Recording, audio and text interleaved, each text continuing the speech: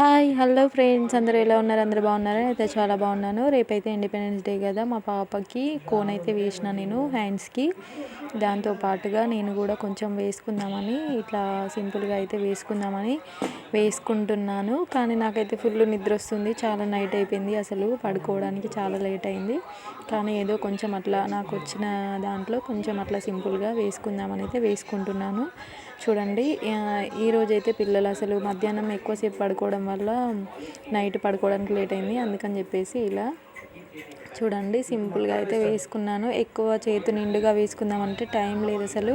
మళ్ళీ రేపు మార్నింగ్ తొందరగా లేవాలి కదా, అందుకని చెప్పేసి ఇలా కొంచెం అయితే వేసుకున్నా.